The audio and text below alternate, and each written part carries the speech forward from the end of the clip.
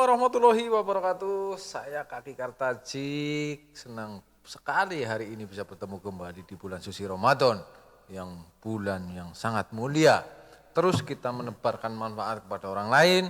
Terus kita menimba keilmuan dan wawasan tentang keislaman. Untuk mempertebal iman dan Islam kita semuanya. Hari ini saya sudah bersama narasumber yang luar biasa. Yang ilmunya juga sudah mumpuni untuk kita ikuti keilmuannya. Pernah juga kita undang ke sini, pernah kita obrol bareng, pernah kita ngaji bareng. Beliau adalah Ustadz Agus Abdul Aziz. Assalamualaikum Tad. Waalaikumsalam. Bagaimana kabarnya? Alhamdulillah sehat. Alhamdulillah kita bisa berjumpa kembali di nuansa Ramadan ya Tad ya. Iya. Mudah-mudahan dalam keadaan yang sehat. Amin. Panjangan sehat, keluarga sehat semuanya. Amin. Tentunya puasa ya. Puasa alhamdulillah, insya Allah Mas, sampai hari ini masih diberi kenikmatan, diberi kesehatan untuk berpuasa sebagai kewajiban seorang Islam.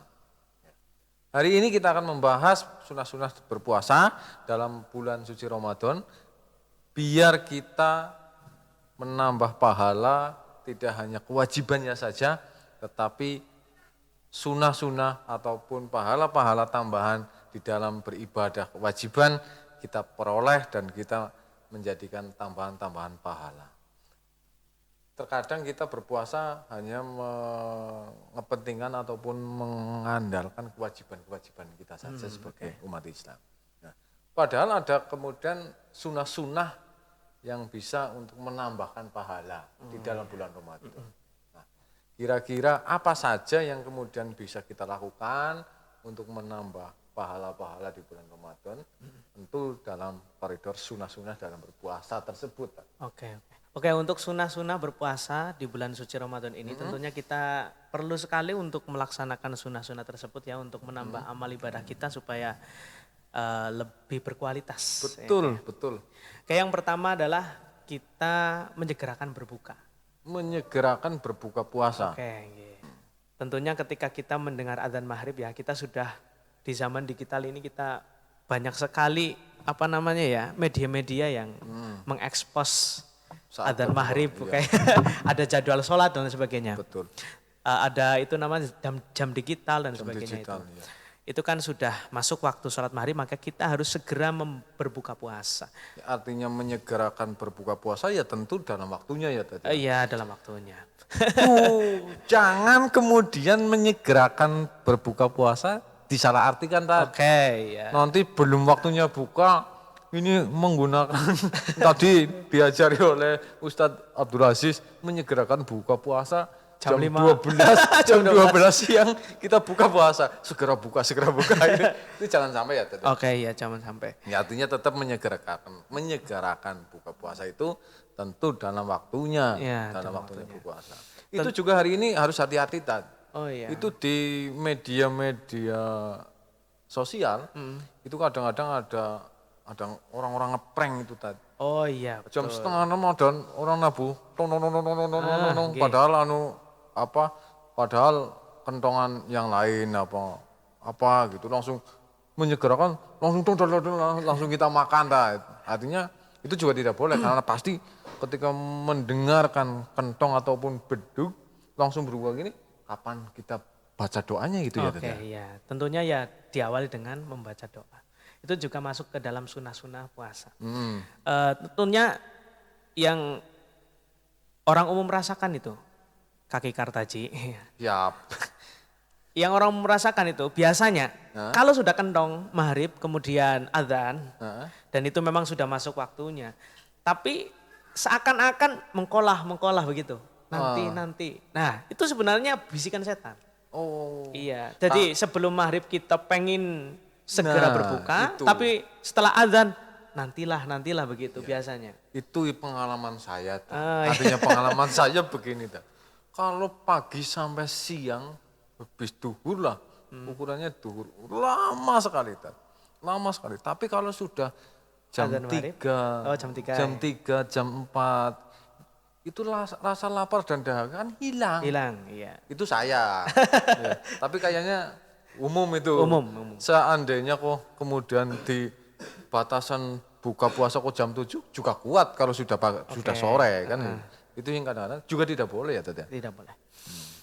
Oke, yang selanjutnya yang kedua itu adalah kita berbuka dengan menggunakan rutub.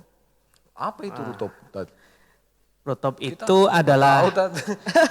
Rutub. kurma basah. Oh, Iya, tentunya di Indonesia Kurma. mungkin ada tapi saya juga belum menjumpai ya rutub itu. Kurma itu kan ada tiga nama itu, ada rutub, ada buser, ada tamer. Lah kalau yang di Indonesia itu biasanya yang dijual adalah tamer. Dan Tamer apa itu? Tamer Kurma itu yang kurma bagaimana? kering. Kurma kering, iya. Jadi yang pertama kesunahannya adalah rutub, kurma basah. kurma basah. Iya, kemudian yang kedua kalau tidak ada kurma basah maka kita pakai buser. Buser itu adalah kurma mentah Kurma mentah. yang sebelum menjadi rutub itu kurma basah. Ya. Gemading apa ya? Mungkin itu bisa juga. Gemading. Bisa juga seperti itu. Gemading itu rutub. Iya, kurma basah. Tapi kalau yang namanya buser itu kurma mentah. Terus kalau tidak ada keduanya itu tamer. Tamer itu adalah kurma kering yang sering dijual bebas di Indonesia itu loh. Yang di toko-toko itu? Iya, yang di toko-toko. Itu bisa nanti kaki kartaji beli satu bungkus itu untuk berapa hari gitu. Itu bisa untuk hanya kesunahan saja. Makan satu jangan makan sampai kenyang ya. Makan satu hanya untuk kesunahan saja. Bisa itu jadi beli satu pak, ya. setengah pak buat Ustadz. Mungkin itu lebih baik ya. Oke, ya. Besok kita agendakan beli kurma Tat. Kalau tidak ada kurma, kita tidak punya uang, kemudian apakah bisa kita melakukan kesunahan yang lain selain rutub itu? Selain apa namanya? Kurma. Tamer Oh. atau kurma kering. Ada itu, yaitu adalah dengan air putih. Air putih. Semua orang punya Tat. Semuanya pernah, itu paling gampang itu. Tapi paling susah juga Tat. Paling susah juga. Oke. Air putih semuanya punya. Iya. Tetapi seringkali kita berbuka pasti cari yang Manis-manis. Manis-manis. Oke, itu di kesunahan yang setelah air putih. Oh. Ada yang namanya halwa, ada namanya hulun. halwa apa itu? Kalau yang halwa itu adalah manis tapi yang diproses dengan api. Ya, jadi yang pertama itu setelah air putih hulun. Hulun itu adalah sesuatu yang tidak diproses dengan api. Manis dengan sendirinya. Iya, manis dengan sendirinya. Contohnya semangka. Ya, kalau nggak ada air putih kita bisa buka dengan semangka. Atau buah-buahan yang lain boleh? Oh boleh. Tentunya yang manis-manis. Dan yang setelah hulun itu adalah halwa. Halwa itu adalah masakan yang diproses dengan api. Kolak, bubur, ya itu. Beli-beli takjil yang ada di itu ya. Iya. Proses-proses Jadi banyak sekali opsi lah. dimasak, Iya, banyak sekali opsi. Tentu dari opsi-opsi itu minimal, Iya, minimal satu yang kemudian kita lakukan ya, Iya, Tat, ya. Itu untuk menambah pahala kita ya. Betul. Ya minimal ya air putih, Air putih. lah. Masa air putih nggak ada kan kacau itu kalau nggak ada air putih. Cuma ini yang kemudian sunah-sunah yang kemudian tadi disampaikan Ustadz ini adalah urutan-urutan bagaimana yang paling kalau Utama. bisa dibilang kelasnya paling utama, paling kedua, ketiga, dan sebagainya. Saat ini kalau ngabuburit itu beli kolok, beli apapun itu ya, itu boleh kemudian diminum, tetapi kalau bisa sunah-sunah ini yang diutamakan. Iya, betul. Seperti kurma itu kan lebih utama. Terus kemudian yang selanjutnya adalah sunah-sunah di dalam bulan suci Ramadan itu adalah sahur. Sahur. Ingat, kita itu kadang-kadang salah pemahaman apa ya? Kalau nggak sahur nggak puasa. Padahal sahur itu hukumnya adalah sunnah. Walaupun hanya 1 teguk air. Imsak, kemudian kita minum 1 teguk air, itu juga nggak apa-apa sebenarnya. Ya, Pak, karena niat sahur tidak ada ya Tata? Gimana? Niat sahur tidak ada ya? Oh iya, kita niat dalam hati saja. Ini sebenarnya ya. Iya. Kita makan minum sahur gitu ya. Iya, begitu niat sahur. Sahur itu bisa dikatakan sebagai sahur itu jam 12 malam. Dari jam 12 malam itu. Sampai dengan azan subuh. Adzan subuh. Ya. Nah, itu yang kemudian kalau di radio imsak itu kita harus bagaimana Tat? Artinya apa itu ke batas sahur atau masih ada pending waktunya itu? Oh iya, untuk sebenarnya imsak itu kan artinya apa? Menahan. Tahanlah kamu, jangan sampai minum atau makan. Nah itu kan perintah untuk menahan saja. Padahal kita mulai berpuasa itu dari terbit fajar yaitu azan subuh. Otomatis ketika imsak begitu ya, kita masih boleh sahur. Silakan lanjutkan sahurnya kalau memang itu tanggung gitu. Iya, kadang kita bangunnya juga kesiangan. Begitu. Tapi kalau seandainya sudah azan Allahu Akbar begitu, Masih itu makan. langsung harus dimuntahkan. Dimuntahkan. Kalau dilanjutkan saja Ya batal. batal. Nggak jadi puasa dong. Nggak jadi puasa. Iya. Daripada nanti batal mending kita menahan, mengantisipasi ya. Oh iya itu untuk apa namanya ya? Imsak. Berhati-hatilah. supaya kita itu ada jeda waktu antara puasa dengan sahur itu. Ya. Untuk pengamanan, antisipasi adalah lebih pengamanan. amannya itu ya. ketika sudah imsak kita Berhenti. berhenti. Kalau memang lanjut ya nggak apa-apa. Ya, Silakan. oke. Oh ya Tat, ketika tadi pada saat berbuka puasa ada sunah-sunah Iya. yang bisa menambah pahala kita. Nah, apakah di waktu sahur atau kita melakukan sahur itu ada sunah-sunah atau hal-hal yang diutamakan sehingga kita mendapatkan pahala tambahan? Oh iya, yang paling utama itu pakai kurma juga. Pakai kurma juga? Iya, paling utama itu. Kurma istimewa sekali ya? Istimewa sekali. Karena ya memang dulu zaman Nabi kan banyak sekali kurma. Memang makanan pokok di negara Arab itu kan kurma. Kurma.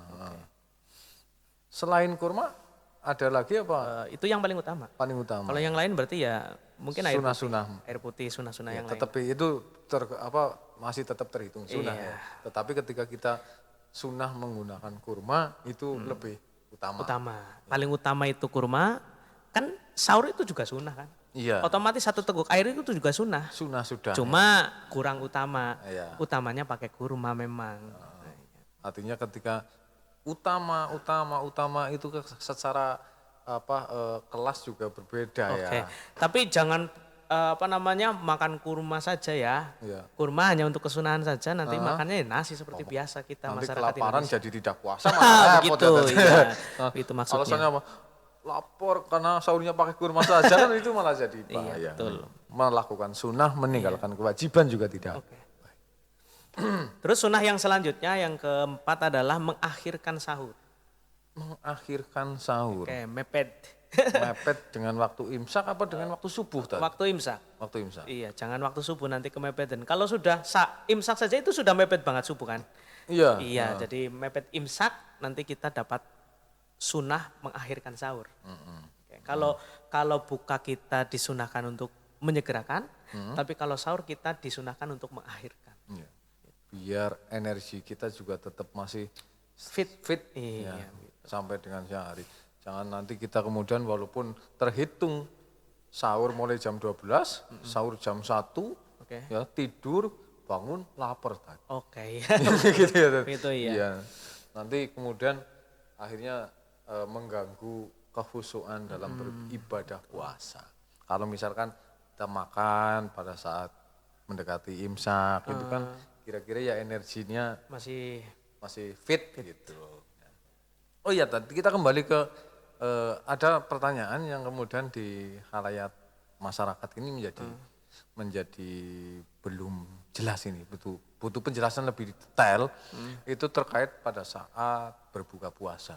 Oke. Berbuka puasa itu apakah setelah waktunya berbuka terus kemudian kita membatalkan ya. Hanya membatalkan itu kan wajib itu ya. Wajib kita batalkan. Terus kemudian selanjutnya itu ada pertanyaan yang kadang-kadang muncul dari masyarakat itu makan dulu atau sholat maghrib dulu itu tadi. Oke. Iya, itu. Lebih utama makan dulu. Makan dulu ya tadi. Oke, makan dulu. Karena kita kan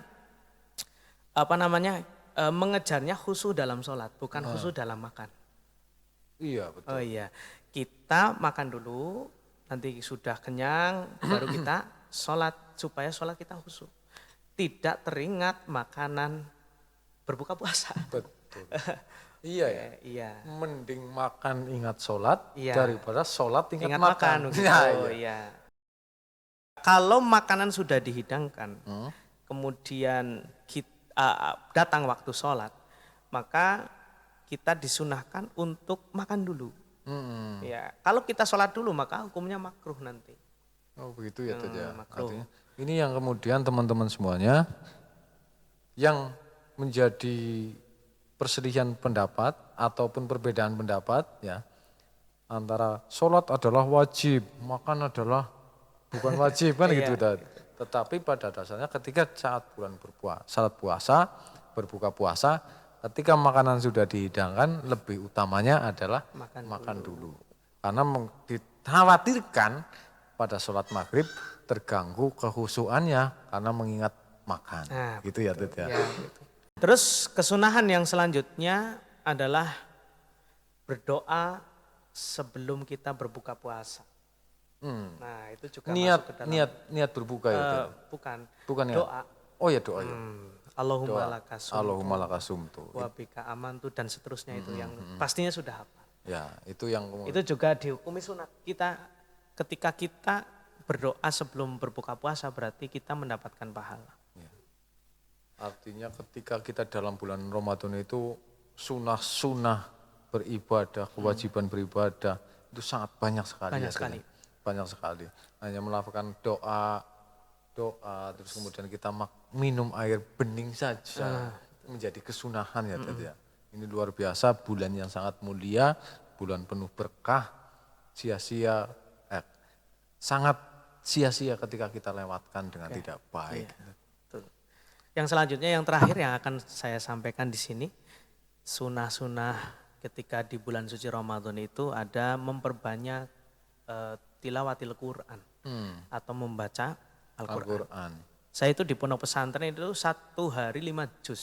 1 hari 5 juz. Semua santri harus wajib membaca 5 juz selama 1 hari. Biasanya sampai tanggal 25 kalau pulang dari pondok itu sudah hatam sekitar 5 kali hatam. Itu yang kadang-kadang saya apa ya Dad ya? Maksudnya ini saya butuh pencerahan, butuh bimbingan. Karena kesibukan saya yang sok sibuk, pekerjaan yang harus dikejar-kejar dan sebagainya. Kadang-kadang itu yang menjadi alasan saya untuk tidak membaca Al-Quran. Oke, minimal kita setiap selesai sholat, walaupun itu hanya 1 kaca atau 1 ayat, 2 ayat, itu karena ketika kita melewati tidak membaca Quran di dalam bulan suci Ramadan itu sangat rugi sekali. Karena 1 hurufnya itu ada 1000 kebaikan yang dapat kita dapatkan. Bismillahirrahmanirrahim itu ada berapa huruf coba? 19 kan? 19 Nah itu kalau kita baca di bulan suci Ramadan, itu 19 kali 1000 kan hampir 19.000 kebaikan yang dapat kita. Itu dilipat gandakan dibandingkan dengan bulan-bulan selain bulan Ramadan. Dibandingkan di selain bulan Ramadan. Makanya saya sering mengatakan kepada santri-santri itu pokoknya ibadah yang paling menguntungkan itu adalah membaca Al-Quran. Apalagi di bulan suci Ramadan. Ya, itu teman-teman semuanya walau 1 ayat kemudian dalam 1 hari misalkan atau minimal sehabis sholat kita 1 ayat kan 1 hari 5 ayat. Iya, betul. 5 kali 30 hari ada 150 ayat. Enggak khatam enggak apa-apa ya Dad ya. Awal-awal bagi kaum seperti saya ini. Ya Al-Fatihah saja itu kan Al-Quran, dibaca saja enggak apa-apa. Betul. Lebih baik dilanjutkan dengan Al-Baqarah dan selanjutnya begitu ya. Itu lebih baik. Ya. Itu teman-teman semuanya terkait dengan sunah-sunah yang ada di dalam bulan Ramadan atau sunah-sunah berpuasa di dalam bulan Ramadan. Untuk menambah pahala dalam beribadah kita di bulan suci Ramadan, jangan sia-siakan bulan yang sangat mulia, bulan yang penuh berkah ini bersama Ustadz Agus Abdul Aziz yang tadi disampaikan. Mudah-mudahan kita bisa laksanakan setiap harinya sehingga kita menjadi orang-orang yang beruntung ya Tad ya. Terima kasih Tad atas keilmuannya dan atas wawasannya. Mohon maaf atas segala kesalahannya. Kurang lebihnya, Assalamualaikum warahmatullahi wabarakatuh. Waalaikumsalam.